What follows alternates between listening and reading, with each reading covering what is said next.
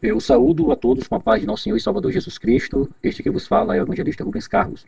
E quero, aqui neste momento, fazer alusão à grande multidão de Apocalipse capítulo 7, onde nos dois vídeos anteriores nós já que mencionamos as fatalidades que caracterizam esta grande multidão, na qual não poderia ser enumerada, ser contada, constituída de vários os povos, tribos, línguas e nações da terra, está esta grande multidão que acompanham todas as pessoas do período tribulacional. Eu quero aqui nesta noite, dando continuidade aqui nessa segunda gravação de vídeo, quero aqui vos falar sobre as principais passagens com a sua exegese hermenêutica, na qual nós devemos nos debruçarmos neste momento.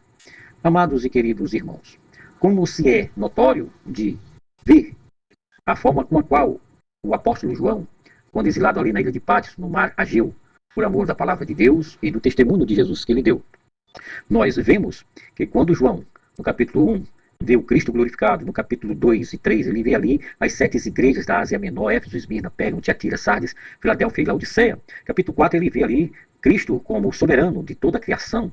E capítulo 5, ele vê novamente ali o Cristo glorificado, meneado, louvado, engrandecido ali pelos 24 anciãos, a glória com a qual tomou ali a presença do Senhor Jesus. E no capítulo 6, nós temos ali a abertura, né, dos 7 selos. E capítulo 7, nós temos aí uma pausa onde se abre-se aí um intervalo de tempo entre a abertura do sexto e ao sétimo selo, entre Apocalipse 6 e Apocalipse 7. E nesse parêntese, aqui está o ponto sobre aquela grande multidão, na qual não poderia se enumerar.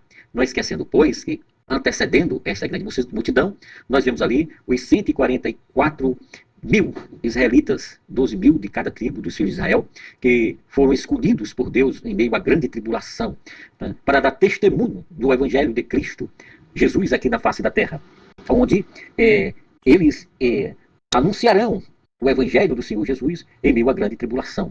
Só que, associando Apocalipse capítulo 7, né, os 144 mil de cada tribo, mais Apocalipse capítulo 14, onde ali também estão os 144 mil israelitas, Apocalipse capítulo 12, nós vemos ali na pessoa daquela mulher, ele sendo representada, aquela mulher representando Israel, e os seus filhos que são levados para o deserto e são em meio à grande tribulação e são protegidos, guardados por Deus. Né? E, retornando aqui, Apocalipse capítulo 7, esta grande multidão na qual ninguém poderia enumerar. Fica claro, bem evidente, que essa grande multidão é dada ao apóstolo João, que eles, diante da pergunta do anjo de Deus, quando pergunta a João, dizendo, quem são estes? Né? Quem são estes que vêm da grande tribulação? Então, estes são os que vêm da grande tribulação, melhor falando. Né? É dado aqui de forma bem notória, bem precisa, que essa grande multidão, composta de todos os povos, tribos, línguas e nações, eles são aqueles que vêm da grande tribulação. E isso na era, né, ou no período que foi descrito na palavra de Deus, né, em pleno terror, em pleno momento de angústia, de dor, em plenas catástrofes, em plenas pragas e pestes e juízos, né, foi dada esta resposta ao apóstolo João, né, que estes são que vieram de grande tribulação. O profeta Daniel, ele viu isso e muito antes, em torno de 700 anos antes de Cristo, a 800 anos, no período da igreja, né, quando João recebe esta visão, né, e Daniel, ele diz, haverá tempo de angústia, qual nunca houve, desde que houve nação até aquele tempo. Olha que esta profecia de Daniel, capítulo 12, versículo 1, dá-se em torno de 700 a 800 anos, né, antes de Cristo, precisamente 700 anos, e antes da mensagem que foi dada a João na ilha de Patmos, em torno de 750 a 780 anos no máximo. Nós vemos aqui, amados irmãos, que Daniel teve esta percepção reveladora pelo Espírito Santo de Deus do período tribulacional, né? Aquela mesma mensagem que o Senhor Jesus aponta de igualmente modo, dizendo que, porque nesse tempo haverá grande tribulação, como desde o princípio do mundo até agora não tem havido e nem haverá jamais. Tanto o profeta Daniel, tanto quanto Jesus, há uma perfeição, uma semelhança, uma semelhança de marcos da história profética apocalíptica. E justamente nessa tribulação maior, ou seja, a tribulação das tribulações, esta maior tribulação deve ser algo terrível, algo sem igual, algo nunca visto, jamais também ouvido na história da humanidade e de todo o globo Terra.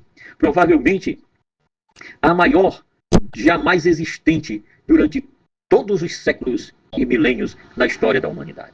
Isso faz lembrar, amados ouvintes, as palavras que diz: mas onde abundou o pecado, superabundou a graça. O pecado abundou, porque todos pecaram, destituídos estão da glória de Deus. A recompensa do pecado, o galardão, o salário do pecado é a morte, mas o dom gratuito de Deus é a vida eterna por Jesus Cristo, nosso Senhor. E é justamente nessa grande tribulação, por mais terrível que seja, algo sem igual, é que surge aqui algo bem notório e provável, maior para os vencedores, maior para a Igreja de Cristo. E isso nos faz lembrar das palavras do apóstolo Paulo em Romanos, capítulo 5 e versículo 20, aos irmãos em Cristo Jesus que estava ali em Roma, quando o apóstolo Paulo diz: mais vale também, mas onde habitou o pecado, superabundou a graça. E ele diz também em Romanos 8, que, portanto, eu tenho por certo que as aflições deste tempo presente não são para comparar com a glória em que nós há de ser manifestada ou revelada. Isso vale para os dias atuais da igreja, tanto para você que me ouve neste momento, quanto para mim que falo contigo, meu amado irmão. Pois nós todos somos pecadores. A única diferença é que somos lavados, remidos e justificados pelo sangue do Cordeiro de Deus, que tira o pecado do mundo, como disse João Batista nas margens do rio Jordão. Eis o Cordeiro de Deus que tira o pecado do mundo. E este sangue do Cordeiro de Deus haverá de tirar o pecado até mesmo daqueles que estiverem no momento de grande tribulação e que confessarem o nome de Jesus Cristo como seu único e suficiente Salvador. Sim, Deus quer realizar sua grande graça para comigo, para contigo e para com todos os crentes de todas as eras e de todas as épocas.